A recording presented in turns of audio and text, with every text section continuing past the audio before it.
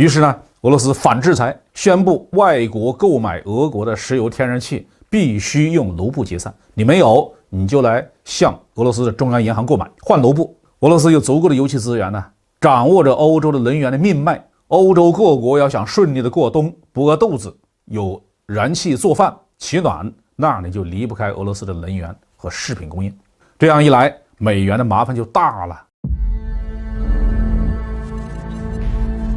各位网友大家好，我是暴民，欢迎来到暴民说。今天呢，我们说一说美国挑起的乌克兰战争打破了美元的本位制，这就叫搬起石头砸自己的脚。最近有一种说法，说乌克兰战争不仅仅是在乌克兰的土地上打，也是在国际金融战场上开打。西方呢，没收了俄罗斯中央银行的3000多亿美元的外汇储备，以及俄罗斯的大量的私人的存款。俄罗斯发起反击，要求购买俄罗斯的油气产品的用户必须用卢布来结算，这就引发了很多人的担心中国也有大量的美元外汇储备还有不少美国的国债，这些财富安全吗？我们讨论金融安全的问题，首先要讨论美元的历史地位和当前的处境。发行货币都需要准备。所谓的准备，就是说当人们拿着纸币去发行它的银行和国家，一定要能换出等价的使用价值，比如说面粉、衣服、橡胶、钢铁、汽车、手机、芯片等等等等，都是可以的。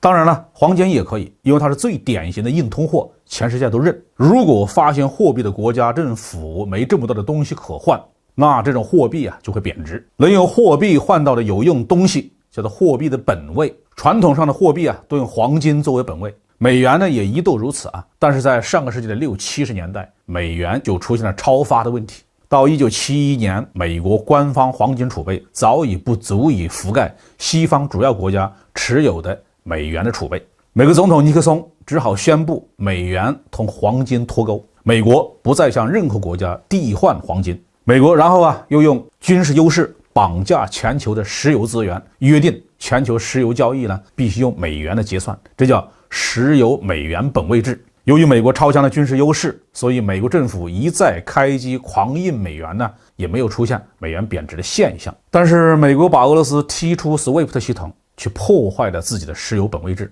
西方国家没收俄罗斯海外资产之后俄罗斯的石油天然气的出口不能再用美元和欧元进行结算了。于是呢，俄罗斯反制裁，宣布外国购买俄国的石油天然气必须用卢布结算，你没有你就来向俄罗斯的中央银行购买，换卢布。俄罗斯有足够的油气资源掌握着欧洲的能源的命脉，欧洲各国要想顺利的过冬，不饿肚子，有燃气做饭取暖，那你就离不开俄罗斯的能源和食品供应。这样一来，美元的麻烦就大了。除了欧洲，包括阿拉伯的国家委内瑞拉、尼日尔、尼日利亚在内的这些石油输出国，未必一定要把自己绑在美元身上，捆绑其他的货币交易不是也行吗？如果捆绑卢布的话，俄罗斯有开采不完的石油天然气和小麦的供应的。如果捆绑人民币呢，那中国是著名的世界工厂，要什么工业制成品都有于是我们看到3月29号，卢布对西方主要货币的汇率又回到了制裁前的水平。至于人民币的汇率是一直在慢慢上涨，所以制裁俄罗斯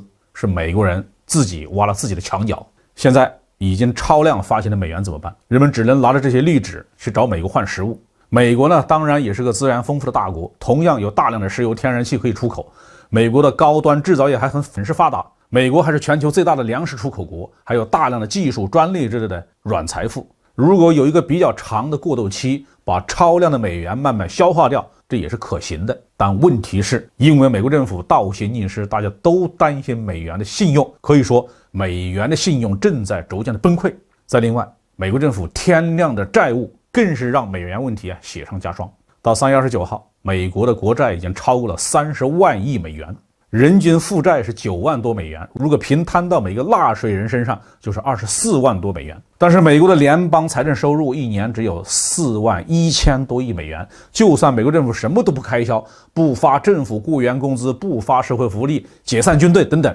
也要8年半才能够把30万亿美元的债还清。所以拜登政府发起对俄罗斯的制裁，不是向自己的脚开枪，而是向自己的太阳穴开枪，这真是害人终害己好，这句话就说到这里。